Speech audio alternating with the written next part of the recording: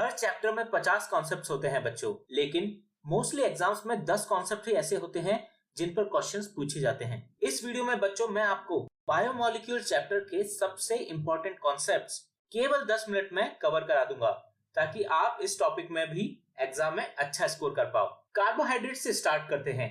ये 3 टाइप्स के होते हैं, मोनोसैकेराइड्स, ओलिगोसैकेराइड्स एंड पॉलीसैकेराइड्स। ये सब हाइड्रोलिसिस होने पर कितने मोनोसैकेराइड्स देंगे, इस बात से इन्हें डिफाइन किया जाता है। मोनोसैकेराइड्स फर्दर हाइड्रोलाइज्ड नहीं होते हैं। इसके 2 इंपॉर्टेंट एग्जांपल हैं, glucose and fructose. Oligosaccharides hydrolysis होने पर 2 से लेकर 10 तक कितने भी मोनोसैकेराइड्स दे सकते हैं। 2 दिए तो इन्हें डाइसैकेराइड्स बोलेंगे, 3 दिए तो ट्राइसैकेराइड्स एंड सो ऑन। इनमें डाइसैकेराइड्स सबसे इंपॉर्टेंट है। इसके सबसे इंपॉर्टेंट एग्जांपल्स हैं sucrose, maltose and lactose. Polysaccharides hydrolysis पर 10 से ज्यादा मोनोसैकेराइड्स देते हैं। इनके सबसे इंपॉर्टेंट एग्जांपल्स हैं स्टार्च, सेलुलोज एंड ग्लाइकोजन। इनमें से पॉलीसैकेराइड्स टेस्ट में स्वीट नहीं होते हैं, इसलिए इन्हें नॉन शुगर कहा जाता है।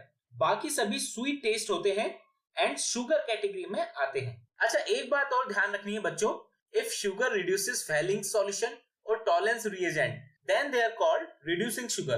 All monosaccharides and disaccharides except sucrose reducing sugar होते हैं। sucrose एक non reducing sugar है। ये एक important point है बच्चों, इसे अच्छे से याद रखें। आगे बढ़ते हैं, इनके स्ट्रक्चर समझते हैं। मोनोसैकेराइड्स ग्लूकोज एंड फ्रक्टोज से स्टार्ट करते हैं। स्क्रीन पर आपको दोनों के स्ट्रक्चर्स दिखा रखे हैं। दोनों का ही फॉर्मूला C6H12O6 होता है। ग्लूकोज में एल्डिहाइडिक ग्रुप है, therefore it is an aldohexose, and fructose में एक कीटोनिक ग्रुप है, इसीलिए it is a ketohexose। दोनों ही का कॉन्फ़िगरेशन कैपिटल D है। कैपिटल D के अलावा एक कॉन्फ़िगरेशन कैपिटल L भी होता है। लास्ट के 2 कार्बन देखें, 5th एंड 6th। इस टाइप के स्ट्रक्चर्स में अगर OH ग्रुप लेफ्ट साइड में है तो कैपिटल L कॉन्फ़िगरेशन होगा। ये याद रखना बहुत आसान भी है बच्चों, क्योंकि left start with L, so capital L configuration में OH लेफ्ट में आएगा। और अगर OH ग्रुप राइट साइड में है तो कॉन्फ़िगरेशन कैपिटल D होगा। ऑप्टिकल रोटेशन की बात करें तो ग्लूकोज डेक्स्ट्रो रोटेटरी है, इसलिए हम इसके नाम में ब्रैकेट में प्लस साइन यूज करते हैं। एंड फ्रक्टोज लेवो रोटेटरी होता है, इसीलिए हम इसके नाम में ब्रैकेट में माइनस साइन यूज करते हैं। दोनों की 2 साइक्लिक फॉर्म्स भी होती हैं। इनमें 5th कार्बन का OH ग्लूकोज के केस में CHO ग्रुप में ऐड होकर एक 6 मेंबर्ड रिंग बनाता है, जिसे पायरेनोज कहते हैं। वहीं फ्रक्टोज के केस में 5th कार्बन का OH CO ग्रुप में ऐड होता है और एक 5 मेंबर्ड रिंग बनाता है, जिसे फ्यूरेनोज कहते हैं। दोनों की cyclic form alpha and beta form में एग्जिस्ट करती हैं। अब बात करते हैं बच्चों डाइसैकेराइड्स की। इनके स्ट्रक्चर में 2 मोनोसैकेराइड्स यूनिट्स के बीच में एक ऑक्सीजन एटम लिंक्ड रहता है। इस लिंक को ग्लाइकोसिडिक लिंक कहते हैं। स्क्रीन पर बच्चों आपको सक्रोज का डायग्राम दिया गया है। ये alpha D glucose and beta D fructose के लिंकेज से बनता है। एक बात इंपॉर्टेंट ये है कि जब सक्रोज का हाइड्रोलिसिस करते हैं तब सक्रोज का डेक्स्ट्रो रोटेटरी नेचर लेवो रोटेटरी मिक्सचर में कन्वर्ट हो जाता है। ऐसे साइन चेंज प्रोडक्ट को हम इनवर्ट शुगर कहते हैं। पॉलीसैकेराइड्स में बहुत सारे मोनोसैकेराइड्स यूनिट्स ग्लाइकोसिडिक लिंकेज से जुड़े होते हैं। स्टार्च की बात करें तो ये अल्फा ग्लूकोज का पॉलीमर होता है।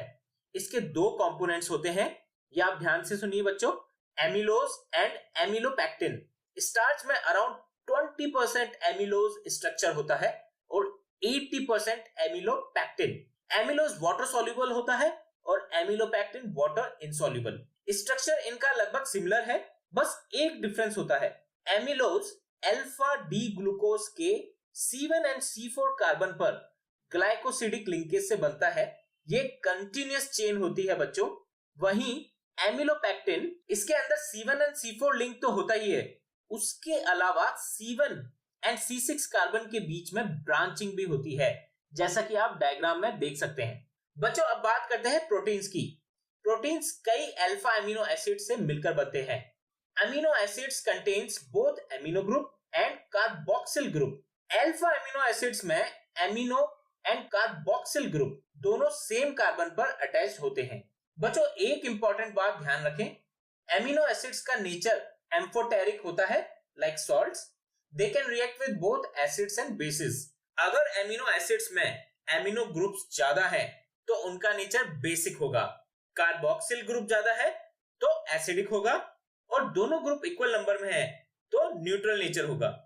जो एमिनो एसिड्स हमारी बॉडी में बनते हैं उन्हें नॉन एसेंशियल एमिनो एसिड्स कहते हैं, for example glycine and alanine. वहीं जो एमिनो एसिड्स हमारी बॉडी में नहीं बनते और हमें डाइट्स के थ्रू इन्हें लेना होता है उन्हें एसेंशियल एमिनो एसिड्स कहते हैं, जैसे ल्यूसाइन एंड वेलाइन। दो alpha amino acids peptide linkage से कनेक्टेड होते हैं। पेप्टाइड लिंकेज में amino group and carboxyl group combine होते हैं। स्क्रीन पर आपको ग्लाइसिन एंड एलेनाइन का पेप्टाइड लिंकेज दिखाया गया है। यह एक डाइपेप्टाइड एमिनो एसिड है क्योंकि ये दो अलग एमिनो एसिड से मिलकर बना है।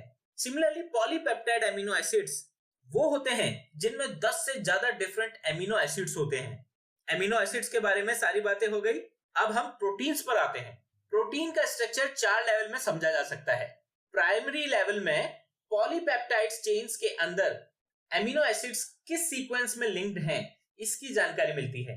सेकेंडरी लेवल उस पॉलीपेप्टाइड चेन्स की शेप की जानकारी देता है। शेप्स दो तरह से हो सकती हैं बच्चों, alpha helix and beta pleated sheet. Alpha helix structure में पॉलीपेप्टाइड चेन्स ट्विस्टेड रहती हैं in the form of A helix, जैसे कि डायग्राम में दिखाया गया है।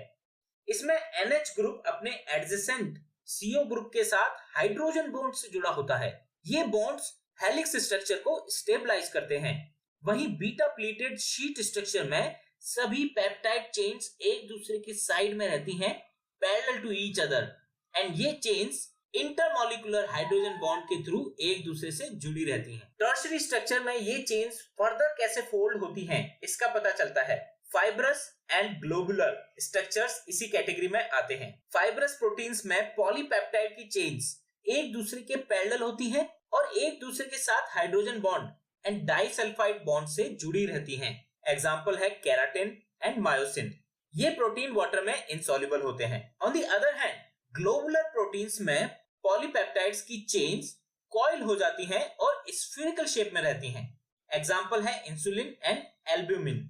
ये प्रोटीन्स वाटर में सॉल्युबल होते हैं। बच्चों, प्रोटीन्स में लास्ट कॉन्सेप्ट डीनेचुरेशन का है। When proteins are subject to change in temperature और चेंज इन pH वैल्यू, ऐसा होने पर इनमें प्रेजेंट हाइड्रोजन बॉन्ड्स डिस्टर्ब हो जाते हैं। For example, globules structure unfold हो जाता है, हेलिक्स स्ट्रक्चर अनकॉइल्ड हो जाता है। This is called as denaturation of protein. इसके एग्जाम्पल है coagulation of egg white on boiling and curdling of milk. अब बात करते हैं बच्चे न्यूक्लिक एसिड्स की। दो टाइप के न्यूक्लिक एसिड्स होते हैं, डीएनए एंड आरएनए। इन दोनों के स्ट्रक्चर्स की बेसिक यूनिट्स क्या होती हैं वो समझते हैं। यहाँ एक्स क्या है ये हम अभी देख लेंगे। पहले समझते हैं ये बेसिस क्या है। Both RNA DNA contains 4 basis. 3 basis दोनों में कॉमन है, एडेनाइन, गुएनाइन एंड साइटोसाइन, ये सारे कॉमन है। एक बेस दोनों में अलग है, डीएनए में वो थाइमाइन है और आरएनए में वो यूरेसिल है। ये इंपॉर्टेंट बात है बच्चों, इसलिए अच्छे से याद रखें। अब ये एक्स क्या है? एक्स एक शुगर है। डीएनए के स्ट्रक्चर में शुगर बीटा D2 डीऑक्सीराइबोज होता है और आरएनए के केस में शुगर बीटा डी राइबोज होता है। किसी शुगर के फर्स्ट कार्बन पर जब हम बेस अटैच कर देते हैं तो हमें जो यूनिट मिलती है उसे न्यूक्लियोसाइड कहते हैं। और यदि न्यूक्लियोसाइड में 5th कार्बन पर OH हटाकर फास्फोरिक एसिड लगा दें तो हमें न्यूक्लियोटाइड मिलता है। दो न्यूक्लियोटाइड को जोड़ेंगे तो दोनों के 5th एंड 3rd कार्बन के बीच एक फॉस्फोडाइएस्टर लिंकेज रहेगा और हमें डाइन्यूक्लियोटाइड मिल जाएगा। इन्हीं पॉली न्यूक्लियोटाइड चेन से बनते हैं हमारे DNA and RNA. Nucleic acid के प्राइमरी स्ट्रक्चर में इन न्यूक्लियोटाइड्स की चेन में प्रेजेंट सीक्वेंस की इंफॉर्मेशन होती है। सेकेंडरी स्ट्रक्चर में हमें हेलिक्स मिलता है। डीएनए के सेकेंडरी स्ट्रक्चर में डबल स्ट्रैंड हेलिक्स स्ट्रक्चर होता है, यानी दो nucleic acid chains helix form में एक दूसरे के साथ जुड़ी रहती हैं bye hydrogen bonds between the bases. ये ध्यान रखें, एडेनाइन केवल थाइमाइन के साथ हाइड्रोजन बॉन्ड बनाता है और साइटोसाइन गुएनाइन के साथ हाइड्रोजन बॉन्ड बनाता है। आरएनए के सेकेंडरी स्ट्रक्चर में डबल की जगह single strand nucleic acid chain ही होती है।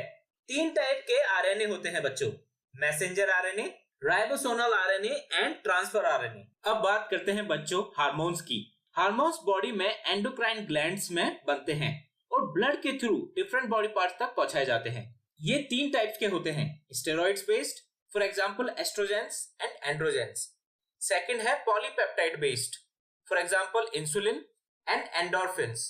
एंड थर्ड टाइप है amino acid derivative based, for example epinephrine and नॉरएपिनेफ्राइन।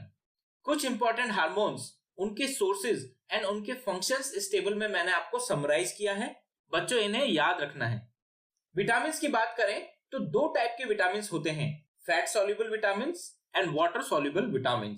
Fat soluble vitamin water में इनसॉल्युबल होते हैं and they are stored in liver and adipose tissues.